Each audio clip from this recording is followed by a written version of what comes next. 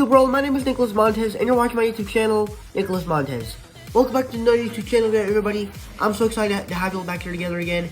Now, in today's video, we're going to be talking about Loki Episode 5,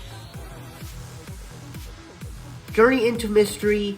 I was kind of excited for this episode because after what happened in Episode 4, it got me psyched. It got me thinking, are we gonna get the best thing in the world with different versions of Loki interacting with one another? Well, did I get this in this episode? I'll tell you in just a sec, but be sure to comment down below what were your thoughts on this episode, and what are your theories going into the next episode. With that said, let's get started talking about the good on this episode.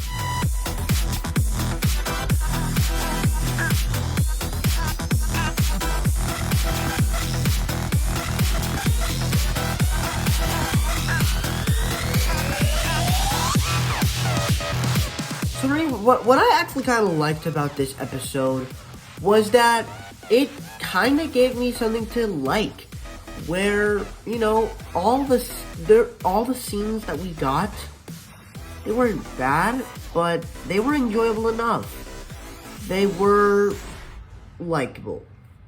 So, as one of the things I was going into this episode was that now that we know that we have 4 different versions of Loki out there, with Boastful Loki, Classic Loki, Kid Loki, and an Alligator Loki, I was thinking, like, are we gonna get something like Into the Spider-Verse where we're gonna get all these different interactions with these characters? We kind of got that. Now, the characters explaining their different paths, like how their roles in their universes played out, that's something I never really knew, like, I would get. Like, they actually kind of explore, like, Classic Loki's story, and, like, they know about Thanos, they know about everything, which I'm a little bit more interested to see Classic Loki and Kid Loki's story, because those characters seem pretty interesting. Boastful Loki, to be honest with you, I don't even know how there could be a Boastful Loki when he has a hammer, and, like, I don't know, and then Crocodile Loki, how does that fit? Like, that doesn't work. So yeah, it had some enjoyability to that. It's kind of like Episode 3, where it did a couple of new stuff that made you question some things, but it didn't do anything big that made you question stuff. But that's kind of what I thought. And then also, back at the TVA with Sylvie and Ravonna, we kind of get some report as Ravonna, she's not on the same side as Sylvie, but she wants to find out who is behind the TVA instead of the Timekeepers. But I do have a feeling that hopefully the Timekeepers are real, and the TVA is real, because one thing I am seeing that since the TVA is fake,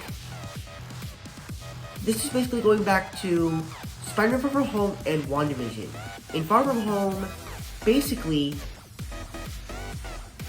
Far From Home, with the elementals and stuff like that, which was basically like the tease of the multiverse, that was fake, as it was just drones that Mysterio made. Then in WandaVision, we thought Quicksilver was from the X-Men universe because of Evan Peters. Nope, it was just Evan Peters playing a new original guy in the MCU called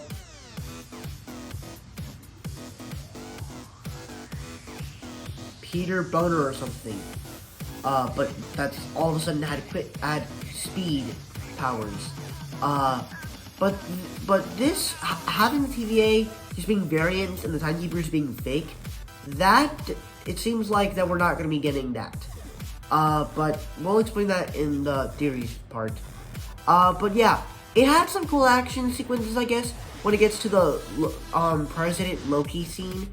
It kind of does a little bit more background with Loki and Sylvie, as they kind of reveal their feelings about each other, as once again you kind of get that little arc for Loki, as he's betrayed everybody that he's ever loved, that's ever loved him, and that Sylvie thinks that there could be a timeline where Loki rules Asgard, or the whole universe for that matter. So, I think that's cool. And then also, there's some funny bits with the whole Loki group, as these Lokis have been here more than 2012 Loki has, as they made me think he's crazy because they tried every plan to try to escape the void, and Loki just wants to try to kill the Alioth, and they think he's crazy because the Alioth is so strong. So there's some funny moments in here, some cool action sequences, not a lot of it though. So it has some good stuff in it, but it also has some more issues, so let's move on to that now.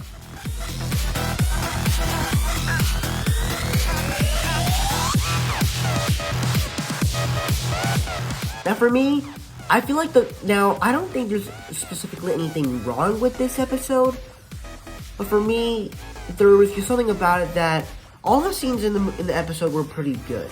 They were all good, they were all enjoyable, but there wasn't anything about each scene that like, oh my gosh, there wasn't a wow moment. Like, it's kind of like episode 3.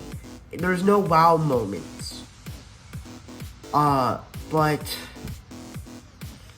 like each scene was good, but like there wasn't a fantastic sequence where it was like, this is the best scene of the entire show. It was just a good episode. That's just it. It was just right there in the middle. That was just it. But that's all for my Loki review. Before I give my final scores, be sure to comment down below what are your thoughts on episode 5 of Loki, season 1. Did you guys love it? Did you guys hate? Were you happy to read? Let's get some nice discussions going. With that said, let's get on with my scores.